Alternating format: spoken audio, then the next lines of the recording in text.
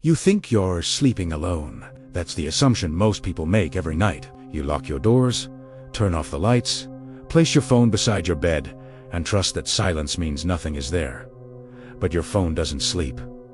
And recently, it's been recording something it was never designed to capture. AI sleep trackers were created to monitor breathing, detect snoring, and analyze sleep patterns. They listen while you're unconscious, filtering noise, isolating sounds, and turning your night into data. Most of the time, they capture exactly what you'd expect. But sometimes, they don't. And when they don't, the recordings don't sound random. They sound intentional. This case begins in Denver, Colorado. A man named Ryan Caldwell, 32, software engineer, lived alone in a one-bedroom apartment. No history of sleep disorders. No unusual medical conditions. Ryan downloaded a sleep tracking app after noticing he felt tired during the day. He wanted better data. The first week was normal. The app recorded light snoring, occasional movement, one clip of him talking in his sleep. Then on the 8th night, it flagged something different. Audio anomaly, detected 3:11 a.m. Ryan opened the clip the next morning while making coffee. At first, it sounded like nothing, just the soft hum of his room. Air conditioning, fabric shifting slightly. Then, a sound, not loud, not sudden. A whisper, so quiet it almost disappeared under the background noise. Ryan paused the clip, replayed it, turned the volume up, and listened again. The whisper wasn't random. It formed words. Still asleep. Ryan frowned. That didn't make sense. He lived alone. His doors had been locked. No TV. No audio playing, and yet the voice sounded close, like it came from right beside the phone. He checked the app's transcript feature. It confirmed it. Still asleep. Ryan laughed it off. Bad audio recognition. These apps misinterpret noise all the time. That had to be it, until the next night. Another anomaly. 3:14 a.m. This time, the clip started with a soft creaking sound, like pressure on the floor, then a second whisper. Clearer. Closer. Don't wake him. Ryan didn't laugh this time. He sat still, phone in his hand, listening again. The voice wasn't distorted like static. It wasn't mechanical. It sounded controlled, measured. He checked everything. Doors, windows, closets. Nothing. No signs of entry. No disturbance. That should have been the end of it. But instead, Ryan did something most people wouldn't. He kept recording. Ryan placed his phone farther away. On his desk across the room, he wanted to test distance. At 3:16 a.m., the app recorded again. The clip began in silence. Then a slow, deliberate sound, a step. Then the whisper came. Louder now? He moved it. Ryan felt something drop in his chest. Because the phone had been moved, and whatever recorded that knew it. One recording captured two voices. One said, "He hears us." The other responded, "Not yet." Ryan set up a night vision camera facing his bed. He positioned it to capture everything. The door, the floor, the corners. At 3:12 a.m., the camera detected motion, not movement, not an object entering the room. Something else. A shift. The footage showed Ryan asleep in bed, the room still, silent. Then slowly, the darkness in the corner changed. Not darker, not lighter, just different. It gained shape. Subtle at first, barely noticeable. Then clearer. A vertical outline, standing where nothing should be. Tenor near the door, and another closer to the bed. They didn't enter the room. They were already there. The camera was just finally showing them. At 3:14 a.m., the audio began, the same whisper. But now, perfectly aligned with the movement in the frame, one of the shapes shifted. Closer, leaning toward Ryan. The voice came from that exact position. "He's recording." Another shape responded. "Let him." Then, the closest one leaned down toward his face. The camera glitched for a single frame. And in that frame, it resolved. A face. Not human, not fully formed. Features stretched A's too deep.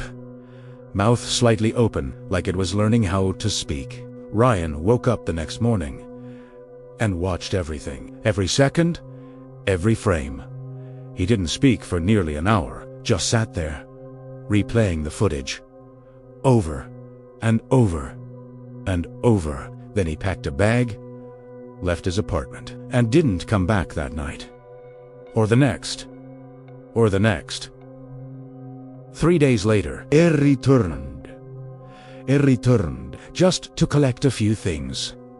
The camera was still running, the app still active. Recording. As soon as he entered the room, the app detected something. Not a whisper. Not a sound. A live transcription. Words appeared on his screen. No audio.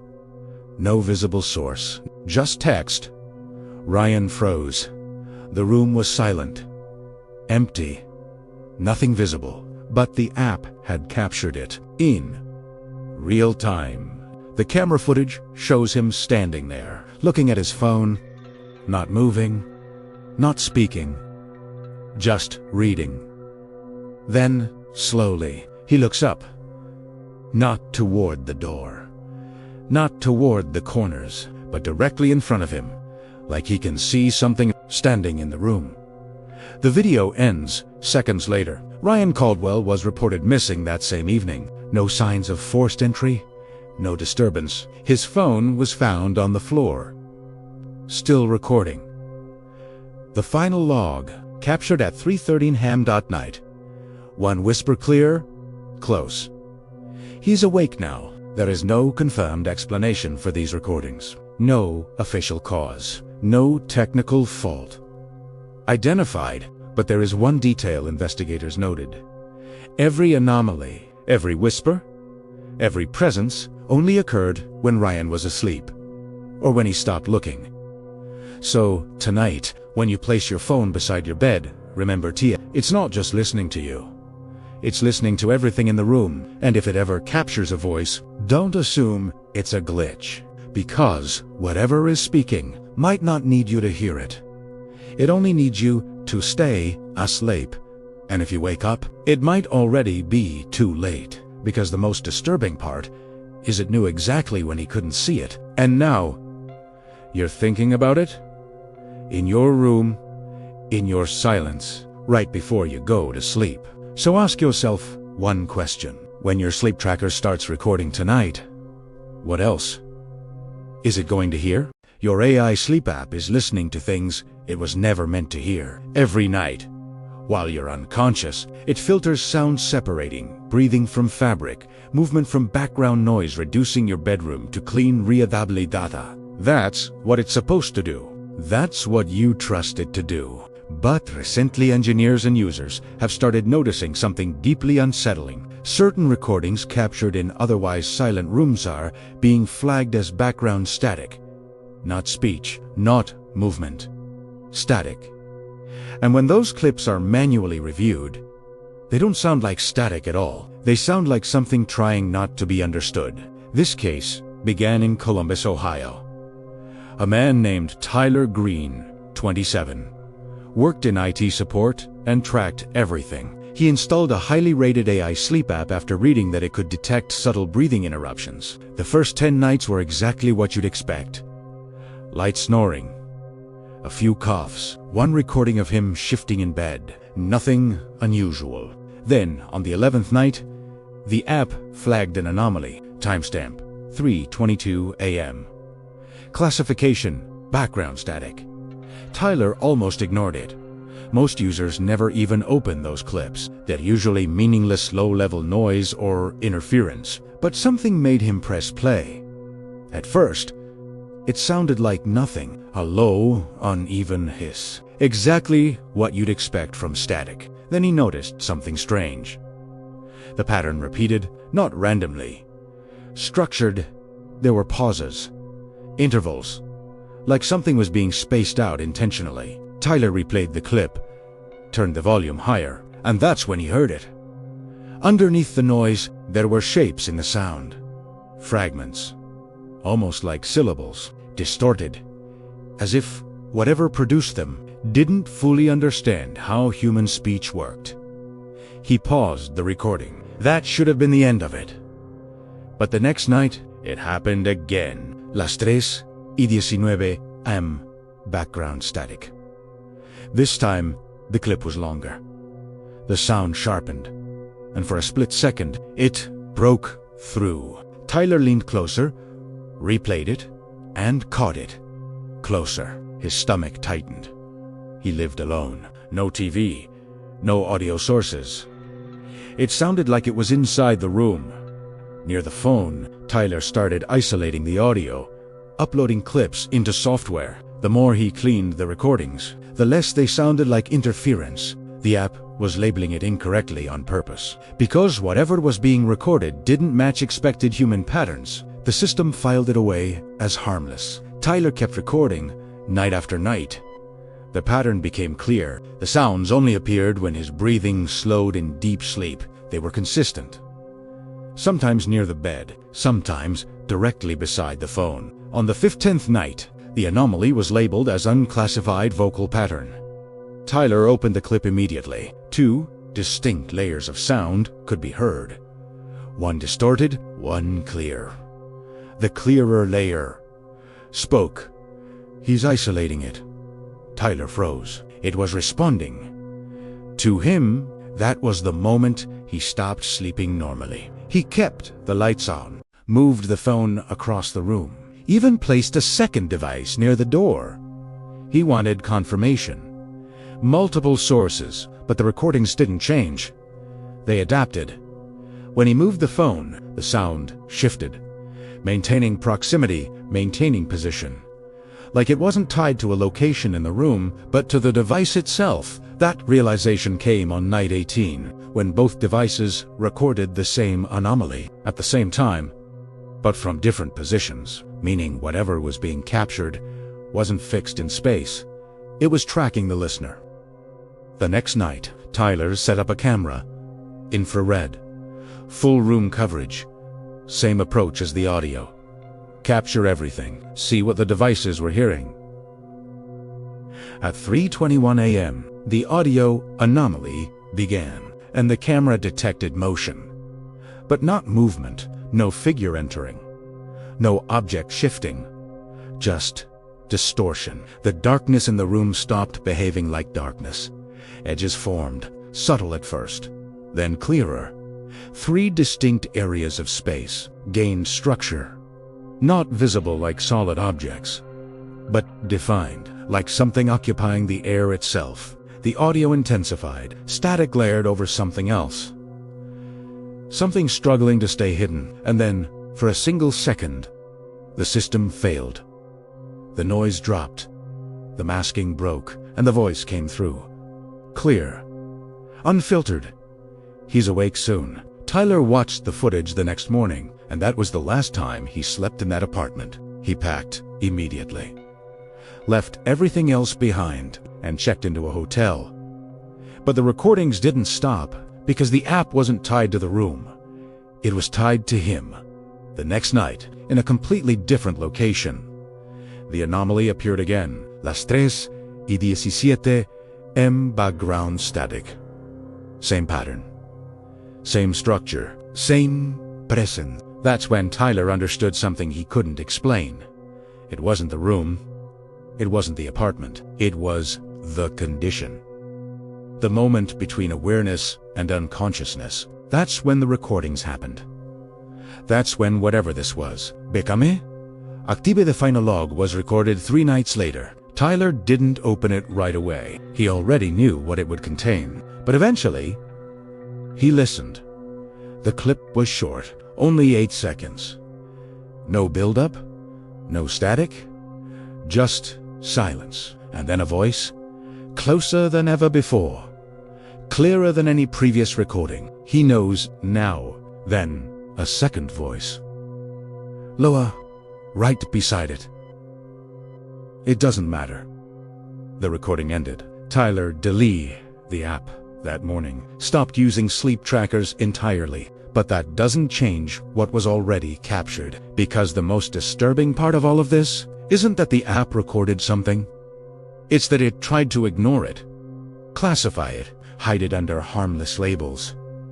Because whatever those sounds were, they didn't fit the system's definition of a threat. They didn't behave like something human. So the algorithm treated them as nothing, and that means something far worse. It means your device can detect a presence, record it, analyze it, and still tell you everything is normal. So tonight, when you place your phone beside your bed and trust it to listen while you sleep, remember this. Remember this. It hears more than you do. And if it ever labels something as just static, you might want to ask yourself, what exactly? Is it trying not to recognize because whatever is in the room with you doesn't need to hide from your ears. It only needs to hide from the system. And right now, it's doing that perfectly. While you sleep, and your device keeps listening. Every night, your phone sits inches from your head, recording everything, breathing patterns, movement, the soft, harmless noises you make when you drift into deep sleep. That's what you think it's capturing. But across hundreds of recordings reviewed over the past year, something else has started to appear. Not random noise, not audio glitches, voices, whispers, structured, intelligent sounds that don't belong to the person sleeping. And the most disturbing part, they only happen when you're completely unconscious. This case begins in Phoenix, Arizona. A woman named Lauren Bishop, 34, freelance designer, lived alone in a quiet apartment complex. No history of sleep issues, just a normal routine and tracking her sleep with an AI-powered app. Lauren started using the app to improve her sleep quality. She wanted better rest, more energy. The app worked exactly as advertised. For the first 2 weeks, it recorded snoring. Occasional movement, one clip of her talking in her sleep, which she laughed about. Everything felt normal. Until night 17, the app flagged something new. Timestamp, 3:07 a.m. Labeled speech detected. Lauren opened the clip casually, expecting another recording of herself mumbling. The audio began in silence, then the faint sound of her breathing. Slow, steady, deep asleep.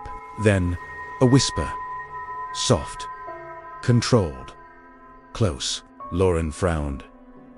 That didn't sound like her. She replayed it, turned the volume higher, and this time she heard it clearly. She's asleep. Lauren paused the clip. Her apartment was empty. She lived alone. No television, no audio source, and the voice didn't sound distant. It sounded like it came from right beside the phone. The app confirmed it. She's asleep. Lauren laughed nervously, closed the app, and told herself it was a mistake. That night, she locked her doors more carefully. The next morning, another clip. Las 3:11 a.m. speech detected. This time, the recording was longer. The whisper came earlier, clearer. Don't wake her. Lauren didn't laugh this time. She sat still, phone in her hand, listening again. The tone wasn't random. It sounded intentional, like someone speaking quietly. In the same room, she checked her apartment. Closets, bathroom, under the bed. Nothing. Everything exactly where it should be. That should have been enough. But instead, she kept recording. Because now, she needed to know. The third recording changed everything. Lauren moved her phone across the room, placed it on a shelf, near the door. If the sound was external, it would change. At 3:09 a.m., the app recorded again. The clip started with silence. Then, a faint shift, like something moving across the floor. Slow, measured, approaching the phone. Lauren's breathing remained steady, unaware. Then the whisper, closer to the device. She moved it. Lauren felt her stomach drop, because she had. The phone was no longer by the bed, and whatever recorded that knew. That's when the fear stopped being theoretical and became real. Over the next week, the recordings continued, each one more precise, more aware, more disturbing. Sometimes the voice came from near the bed, sometimes from the doorway. And occasionally, there were two voices. One recording captured a quiet exchange. She listens to them. Not yet. Lauren stopped sleeping in darkness, left lights on, kept the door open.